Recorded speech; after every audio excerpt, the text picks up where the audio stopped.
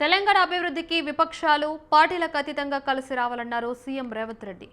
సైబరాబాద్లో పర్యటించిన రేవంత్ రెడ్డి బాచుపల్లి, మియాపూర్లో పలు ప్రారంభోత్సవాలు, శంకుస్థాపనలు చేశారు.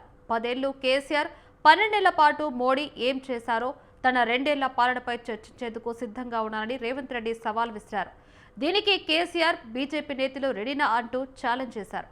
హైదరాబాద్లో క్రమ పద్ధతిలో అభివృద్ధి జరగాలన్న రేవంత్ రెడ్డి నిపుణుల సూచనలతోనే 3 కార్పొరేషన్లుగా విభజన చేశామని స్పష్టం చేశారు.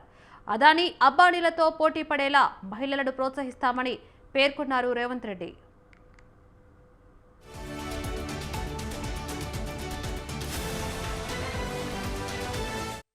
తప్పించుకోవడం మీ చేతనే అవుతుంది అనుకుంటున్నాం, కానీ ఎలుకకు పొగబెట్టి బయటకు ఎట్లా తేవాలనో మా కార్యకర్తలందరికీ తెలుసు. మీరు అనుకుంటున్నారేమో ఎప్పటికీ మోసం చేస్తామని. వాళ్ళని చూడురి, మున్సిపల్లో చిన్న వార్డు మెంబర్కి ఎన్నికలు ఉంటే మోడీకి చూసి ఓటేయండి అంటారు. నేను అడుగుతున్న కిషన్ రెడ్డి గారిని, మన మోరీలో మురికి తీయాలంటే మోడీ వస్తాడే? ఈడున్నోడు ఎవడన్నా సక్కనైనోడు ఉండాలి. పెళ్లి పెద్దను చూసి పిల్లగానికి పిల్లని ఇస్తే వాడు సంసారం చేయకపోతే పెళ్లి పెద్దని అడుగుతామా? ఇవాళ ఈడ ఓట్లు వేసేటోడు మనకు పని చేసేటోడు అయి ఉండాలి, మనకు అందుబాటులో ఉన్నోడు కావాలి, మన సమస్యలు తెలిసినోడు కావాలి. ఆయన పెద్ద మనిషి కిషన్ రెడ్డి వెనకటికి ఎవరో చెప్పిండంట, పొంకనాల పోసిగానికి 3 ఎడ్లుంటే 36 దొడ్లు ఉన్నాయని. అయ్యా కిషన్ రెడ్డి, నువ్వు ఎంత మొనగానువో ఎంత లడాయికోతో తెలంగాణ వాళ్ళందరికీ తెలుసు. నీ తెలివితేటలు ఆపేయి. మోడీ గారిని అడుగు, ప్రాణహిత చేవెళ్ల మీద తుమ్మిడేటి ప్రాజెక్టు మహారాష్ట్ర ముఖ్యమంత్రి మనతో చర్చించడానికి రాకుండా అడ్డుపడుతున్నది మీరు కాదా?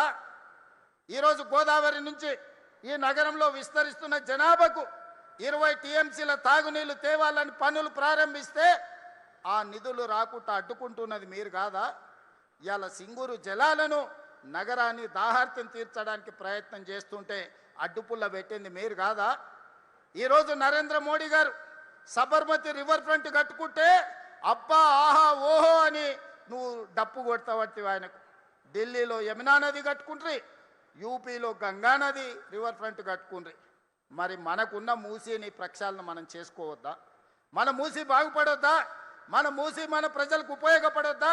మన మూసీ సరిహద్దున మన యువకులకు ఉద్యోగ ఉపాధి రావద్దా? ఎందుకు అడ్డుకుంటున్నారు? గుజరాత్కు గులాములుగా మీరు ఎందుకు పనిచేస్తున్నారు?